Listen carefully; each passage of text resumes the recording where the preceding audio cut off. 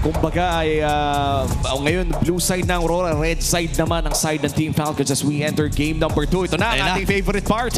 Ano nga ba ang lalabas na mapa para sa ating game number 2? May something new ba? Lalabas na ba ang Broken Walls? Hindi! For the third time today. For the third time today, expanding rivers na naman po ang ating nakikita. Binabaha na naman ang Land of Dawn para sa ating game number 2. Nakita natin kanina no, ng match number 1 na ang dami talagang nagtampisaw dito sa expanding river na to. And alam mo, ang nakaka-excite kasi itong dalawang teams na to, mahilig sila sa mga mabibilis na route. Doming, ang bilis mag-double lane. That's right. Yun din naman si Makmak. So, mas magagamay at magagamit nila to. Yeah, this is the doming map. The doming map? The doming map talaga. Aurora, magiging comfortable sila dito. The only way para masagot ito ng side ng Team Falcons if they do draft yung Claude. So, Baksha has been banned by Aurora. Lancelot ang minamata ulit. May first pick dito ng Aurora. Will Falcons ban the Lancelot? Ang magiging trade-off nun is mapupunta yung Shin. Inopen na lang nila parehas. Ayos to. Dahil nga tinanggat nila ang Phoveus, may malaking chance din na magiging komportable ang kanilang Yison Shin kung sakaling kukunin dito ng Aurora ang Lancelot. That's feeling ko kaya naman. It's a classic matchup. Pero I would be more Lancelot favored. How about Harith though? Kasi na-open din siya dito at isa to sa mga priority naman ng Aurora. I doubt na i-first pick nila to. Pero yun yung potential na dalawang picks na ruta. But there's also that Zushin. Kaso, every time na-open yung Lancelot, magdadalawang isip ka dun sa Zushin. So, Aurora is actually in a difficult spot. Harith, yung unahin nga nila. So, this could be Yison Shin, Zushin para sa Falcons. And sa pagkakaalala ko, Aurora lang ata yung gumagawa so far ng Harith first pick talaga para dito sa ating liga. Dahil nga, again, si Doming ay isa sa mga pinakamalakas na Harith users ngayon sa ating liga. And in terms of replies para dito sa Harith, anong pwede natin i-expect? Lancelot, Zushin yung nakikita kong sagot dito para sa side ng Falcons. Ang problema kasi is dahil na-overload din yung Falcons, hindi nila pwedeng palagpasin yung Jushin. At the same time, yung Lancelot din hindi. Pwede sila mag-YSS Jushin din if they want. Save my nation. Okay. So, they will go the fighter jungler route. Aurora will secure yung kanilang Lancelot. At to go with that, they will pick up Lapu-Lapu, I feel like. Oo. Parang hindi na malayong yun yung makikita natin. No? If napapansin nga natin kung hindi CC, Lapu-Lapu na yung lumalabas na mga early XP laners na nakikita natin. Tila may nabura na sa ating competitive XP laners yung mga nakita natin ng week 1 na lumalabas parati. Arlo, Esmeralda, Uranus. Ngayon, parang dalawa na lang yung choice. It's either magsisisi ka o maglalapo ka. Parang may ganun nga eh. Pero recently, may pinapakita. Aray ko po. Oo nga pala, lusot yung Kalea. Pero going back dun sa gusto ko sabihin, no, recently ay nakikita natin si Edward na gumagamit din ng Teresla. So baka isa to sa mga tinitingnan nila. Let's see kung ano mangyayari. Number 1 Teresla all time. All time, oo. Edward. Inisip ko kung Falcons ay magka-Franco pa rin, but eventually siguro 4th pick siya. Against the Kalea, siguro baka ipahinan nila yung kanilang choice. Maybe they'll just go Gatot para meron silang pang-peel. At the same time, juicy na yung... Esmeralda. Oh wow. Hindi natin sure kung Gold Door XP lane. That's right. Very interesting choice here. And medyo may namimiss ako and sa tingin ko ay hinahanap na rin ng mga tao. Tamus na nagkaroon ng slight rework na sa pagkakaalam ko po ay legal naman na ilabas ngayon dito. Pwede siyang gamitin. Aurora can choose to buy the gold laners now. Yung Claude ang pinakamagandang ban dito para sa Aurora. Falcons are very, very good at utilizing that hero. Isa pa dyan is yung Granger. So, ito yung mga potential na kanila i-pick. I doubt na magmamoskov pa rin ng Falcons dito. Kasi pag nag-i-switch sila, usually fighter or low-cost gold laner na yung pinipili nila. And so far, no, mukhang nakikita naman natin na ang nag-e-enjoy si Mr. Hans Galeria with Odin and of course our guest Almira as well. Mukhang mapupunta tayo sa punto kung saan tinatanggal na rin si Khalid muli sa ating laro. Wow, na-miss ko to. Nagtatanggal ng Khalid. Nakita natin kanina kung gaano ka-epektibo talaga sa kamay ni Super Yoshi. At alam mo naman si Ogun, isa yan sa mga ano rin parang identity din niya no? Yeah, maggugulo. So, pwede rin consider yung heal naman para sa Aurora. Got him lined up in my That is Kimi. Okay. So, syempre yung mga UV special dito but mga pwede niyang, I guess pwede yata magkagura pa rin dito si UV. Yung Eve is not gonna be that good kasi may Esmeralda on the other side. So, I think Kagura yung best option dito para piliin ng side ng Rora. Let's see if it's going to be the Kagura. Kung ikaw ay Aurora Gaming, napakataas na ng kanilang burst damage at saktong-sakto din na may hawak silang Kaleya. Ito yung mga gusto ng Kaleya, yung pagkalapagbalanga ay wala nang masasampal pa. Yatops ka agad, no? And ngayon, may option ang Aurora na piliin uli yung mga roam heroes. I think Franco may chance pero sabi nila hindi, sisi na lang. So, ano ang open dito kay Ogun? Parang safe ata na Ogun hero muna, no? I'm thinking Gatot Kacha o kaya naman ay yung Hilda para dito sa side ng Falcons. Maganda yung magiging effect ng Hilda kasi parang ito yung way mo para meron kang frontline tapos pwede mong guluhin yung Lancelot. But ang Gatot Kacha, ang maganda naman dito is it's the answer to the Kaleya for the peel. Now for Rora, eto yata yung may pwede mag-thumbs. Pero hindi pa kasi sure kapag nagtamos ka kung kalaban mo ba dito yung Esmeralda dahil wala pa rin gold laner or XP laner aside ng Team Falcons. In fact, kahit sabihin natin hindi natin nakikita yung Gatot Kacha sa XP lane ay pwede pa rin tong i-twist kung sakali kung kailangan talaga. Kagura and Edith ang nakikita ko dito para sa side ng Rora. Potentially kukunin din nila in this particular game. But the Rizla is also an option kasi alam naman natin Rora really likes that kind of hero. From that, paano po sila yung well, yeah, Angela is bad, so that's not gonna be there. So Kagura and Yura, of course. Yura SP. Boy! At nagbabalik ang Cecilio ni Yue. Kasabayan na rin ang Uranus na to. We were talking about burst damage. Pero sadly parang hindi ito yung burst damage na hinahanap natin sa early game para sa Kaleya. Pero ito yung hero na maganda naman na pag-lane sa Zushin kasi hindi siya mahahawakan talaga ng isang Jushin. Coach Robert, nakikita natin digging deep. Nag-iisip dito ng potential hero para kay Flap TZ. Kasi yung Esmeralda can also be picked na pangtapat dito sa isang Harith. Is it Dirot at time?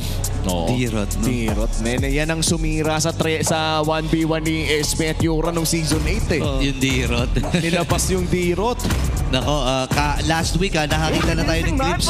Pero Claude, okay, traditional lang magiging atake dito ng Falcons. Saktong-sakto, no, mukhang mainitin ng Claude ngayong araw na ito. Nakita natin sa kamay ni Netsky kanina. Ngayon naman makikita na natin sa kamay ni Super Marco. But looking at the composition, Wolf, medyo nag-worry ako para sa Team Falcons dahil yung dalawang main damage dealer nila ay tila ba'y kakailanganin ng maraming minuto ng pagpa-farm para maramdaman nating maging effective sa loob ng ating mapa. Yeah, that's very true dahil ang kanilang choice dito is Yisun Chin pati na rin itong Claude. Mag-aagawan sila when it comes to the farm.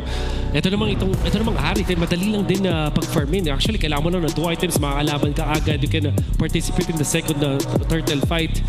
But the Lancelot, of course, napakalakas ng late game. I've always favored Lancelot over the Yisun Chin.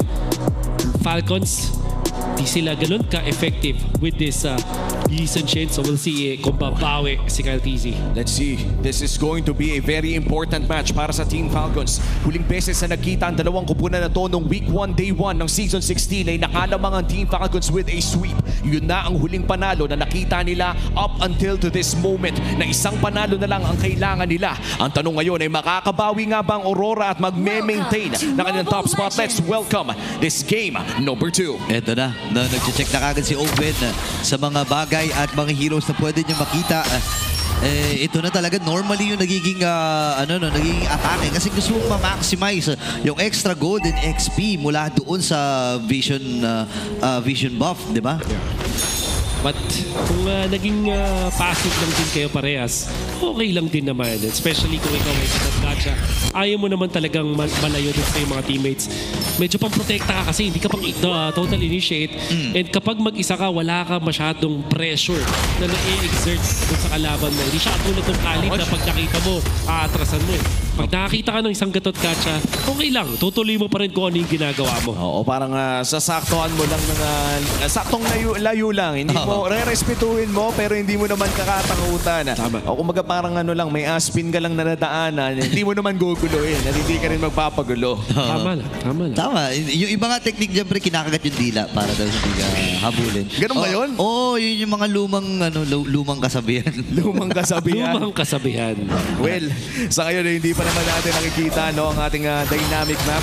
Expanding River po tayo ngayon. So wala pa naman masyadong nakikita labanan. And in fact, feeling ko mamaya pa talaga to para sa first turtle. This is gonna be a very passive game kasi say yung Falcons, ito yung kanilang gustong gawin. Kung sakaling hindi sila nag-cloud magiging mas aggressive sila. But in this scenario, expect nyo lang talaga na magkakaroon ng flash during neutral objectives.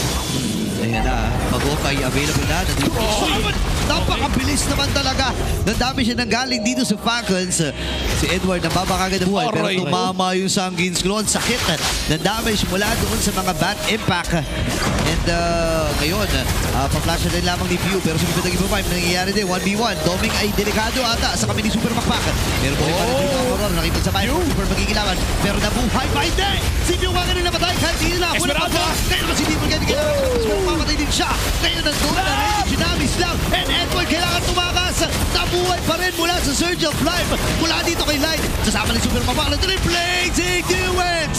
At namaalam din si Light. Isasama na nila si Edward. Pero nakakuha pa rin siya ng kill.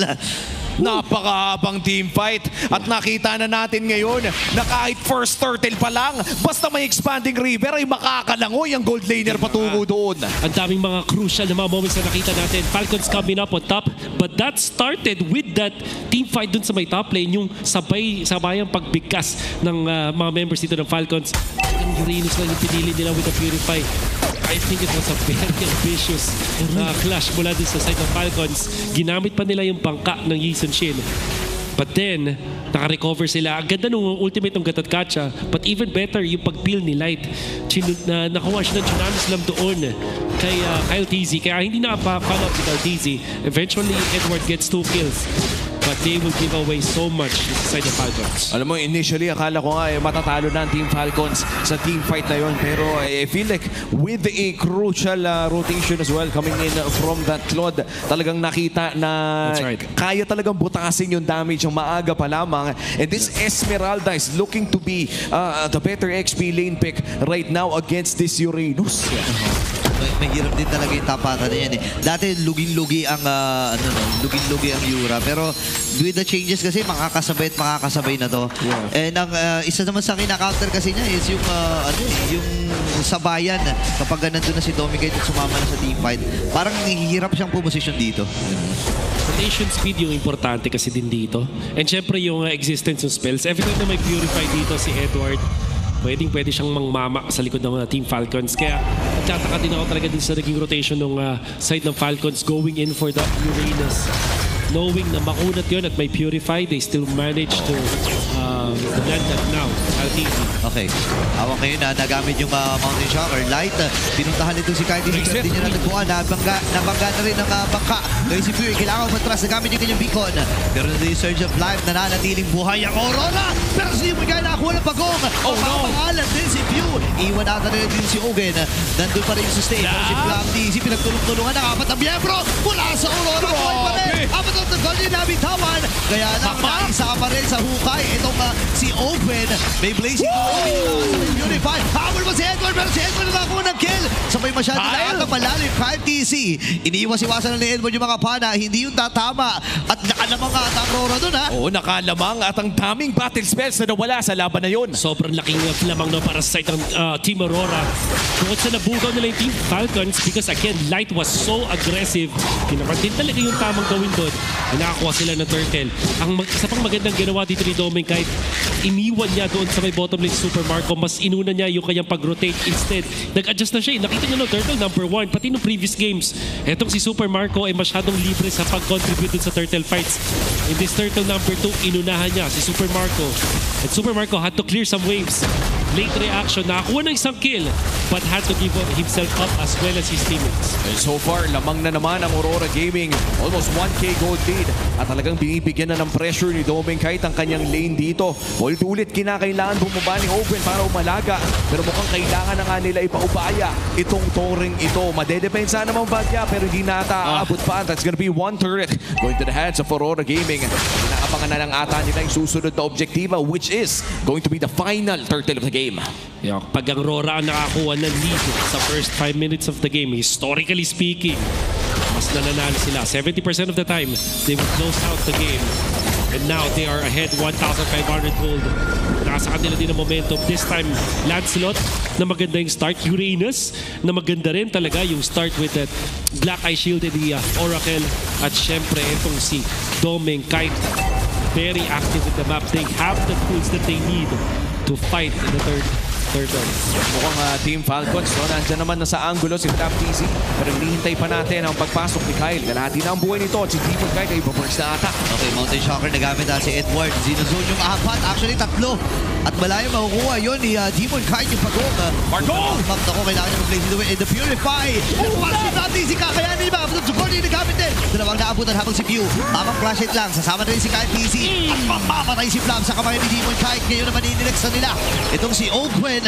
Dalawa kagad ang na maalam sa poder ng Falcons dito. Pero gusto pa ata nila ng isa. At sakit na ng pokes mo na kaya Pew eh. At yung Tornos din, pati na. At grabe si Edward. Nagpapamasahay na lang kay Super Makmak. At mukhang makakakuha pa sila ng Torres sa gitna. Lolobo ang gold lead ng Aurora mula 1,000 patungo sa 3. And this is gonna be difficult now para makarecover para sa side ng Team Falcons. Grabe. Hindi kasi katulad sa previous game, hindi sila coordinated. Okay. Purify kasi. Ayun lang! Yun lang ang nadali 5 miyembro kasi. Napa-face palm si Idol in real life. Edward, unfortunately, okay lang. It happened before. Madami na nakitang Uranus na ganyan. Well, Kasama na siya sa listahan. nasama na siya sa listahan. Kasama sila Kram na. So, ayan, sila Kram. Si Trimar. Edward. Okay. But jokes aside, no, yun talaga ang sakit ng ng mga Yura paminsan. Yung masyado silang nagiging confident sa kanilang pagiging tanky. Pero at least kahit papano, no, na-absorb naman ni Edward yung pressure na nanggagaling sa Team Falcons. Kaya nakagalaw ng bagya ang Aurora Gaming during that time. Sadly nga lang ay nagkaroon ng kill for the side of Team Falcons. Sunod na objective ay Lord ang ipaglalaban. In fact, ito ang kakaiba. May replay tayo na nangyari doon sa Uranus na yun. Uranus ba talaga to? Oo, sa Uranus. Pero pinagtulong-tulungan. Tingnan ang camera. Ayun o. Napa-facepalm, pre. In real life. Kahit siya, natawa na lang siya sa ginawa niya. Kaya daw, ito ay laban. Hindi nakakatawa kasi ninapagin sa Zaman Force. Ngayon si Yui nagamit na rin kanyang bad piece. Kailangan magkatarasan ata. Pero Super Mama, kung na-placing yung sapat ba yung kanyang damage? Parang hindi. PMA out. Una itong si... Uy, pwede sila mag-conceal ha. Papunta sa bottom lane. At yung Lord, wala ate silang ideya. Na nag-Lord na dito si Demon Cut at sinolo lang talaga. Si Kyle ay namatay din. Oh my goodness! Parang mali ata yung dash niya, papasok eh. Nasa lesihan pa ng ng Lord na nagagaling dito sa Aurora Gaming. At rekta sa pag-push dito ang Aurora. Zinaman force na nga ang Torre na ito. And that's gonna be a turtle. Oh no! A Lord plus a turtle. Pero nasobra na ata si Doming guys. Papasukin kaya dito. Here we go! Nandun yung falling star mo na. Sangins ko. Walang tinamaan. Pero si Plamp ay mamamatay din sa kamay dito ni Light. Ngayon ilalaban na ata dito ng Aurora. Hindi mo dapat putupan. At Team Falcons dapat tutugan yung nagamit din. Si Pio naman na magigilig sa bagay. Si Edward yung kabawi. And si Kyle TC sasama. Abutan naman dito sila. Hindi. Kasi nakaharang din si Edward. Dalawa na lang ang natitira para dito sa Team Falcons. Yung Lord, nasa may matay baba. Tuloy-tuloy na maling mistakes dito mula sa Falcons. Dedepensa pa nga ata dito ang Team Falcons. Kaya ba? 5 seconds para dito kay Black TC. Mahihila dito si Kyle. Makakatakas pa nga dito with that raceless. Pero yung minions ay paparating na. Tordos ay ginamit na nga rin. Mukhang magbabak na muna ang Aurora Gaming. May Lord pa naman sa baba. Hinga muna para sa Team Falcons. Chain of unfortunate events dahil din sa lapse of judgment mula sa Falcons. Sunod-sunod na pagkaamali mula dun sa Lord fight na hindi sila nakakontribute kasi ginaw nila yung top lane. They're not using Ogwen as a defense tool. Oh, baby. Gosh, grabe. Natunaw ka agad si Pio. Yan si Flatty. Si dalawang kakalapat naman din ni Domeng. May kapat sa bahay si Ogwen. Kaya may Lord pa sila. Nakasama! Ang naisama na rin sa ugaw yung dalawa. Si Ogwen at si Super Bakbak na lang ang natitira pero kakayanin niya ba? Hindi! Aurora magtatagumpay sa Game 2. At hindi mauulit ang nangyari sa Day 1 ng Season 16. Kukunin ng Aurora Gaming ang pangalawang laro and we're going to Game number 3. Wow, sulit na sulit ang araw na ito. Match number 1. Umabot din tayo ng 3 laro. Ngayon naman ay patungo ulit tayo sa ikatlong laro at napakatindi na naging performance na ipinamalas doon ng Aurora. If you look back dun sa chronological events dito sa ating laban, let's start with the draft. Inopen nila yung Jushin, inopen nila yung Harith as well as the YSS Lance. 4 na mga importanteng heroes. At dinagdag pa natin dito yung Kalea. Ang pinili dito ng side ng Falcons is the Yi Sun-shin plus the Jushin, which also we predicted naman na ganun mangyayari. Kaso nga lang, they still gave away the Lancelot to the opposite side. If they picked up yung Lancelot instead, kasi usually talaga kapag pinili mo dito yung Lancelot, parang yun yung best scenario para sa Falcons. Meron na silang sagot agad dun sa Harith kasi assassin sa kailangan pa counter sa Harith. Yeah. And then yung Jushin, hindi pa maka-counter ng Lancelot ng kabilang team. So, it was pretty good. And this time, Yue bumawi. Wala dun sa 3 deaths niya ng game number 1. This time, untouched by the side of Falcons. Ginalit, ginising ang Dragon. At ngayon, nagbabalik ang Sicilian 2-0-14 in this game. 100% KP. Sa totoo lang, no, ito rin ang pinakaunang laro ni Sicilian sa ating liga ngayon sa Season 16. Walang iba kundi si Yue ang naglabas nito. Okay, looking back kung paano ito ni-utilize din ni Yue kasi malakas to sa lane versus the Jushin. Well, it does not actually win the lane. Pero sa meta kasi ngayon na yung roamer talaga nagro-roam na. Yung 1v1 ng Jushin, pati na rin itong Sicilian, non-existent. Talagang non-existent. Parang clearan lang sila ng waves. At makikita natin sa highlights yung mga masasabi kong kakaibang decisions mula sa side ng Falcons. Kaya di naman sila hindi talaga nanalo dun sa first few fights kasi parang laging palugi yung pinipili na team fights dito ng side ng Falcons. For example, yung top lane, ginaw nila si Edward na mayroong Purify. And then hindi nila tinurn agad dito si Light, nakapag-heal pa for the team. Buti na lang na dito si Super Marco and Count Easy always getting pressured by the players on the side of Aurora. Makikita natin yan dito. Parang ang hirap mag-YSS dito, no, Wolf? The moment na papasok ka, parang ang dami mong kailangan isipin at ang tagal ng cooldown ng Trace Test kung di mo marireset yung passive mo. That's right. Ang ayaw din kasi ng isang YSS yung mga malakas mang harap kasi parang ang hirap i-reset ng dash mo or even yung pagpalit mo ng melee and range kapag nasa harap mo isang research napakahirap gawin.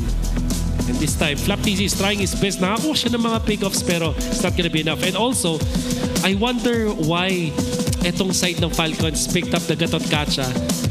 Pero pinredict din naman natin yung Gatot Kacha na piliin. Pero as a defensive tool, as a peel tool, ginamit nila si Ogwen pang-initiate. Unfortunately, hindi ito yung proper use case ng Gatot Kacha in this game. Sana iba na lang yung pinili nila dito para kay Ogwen and not the Gatot Kacha. Maybe a Badang would have been better.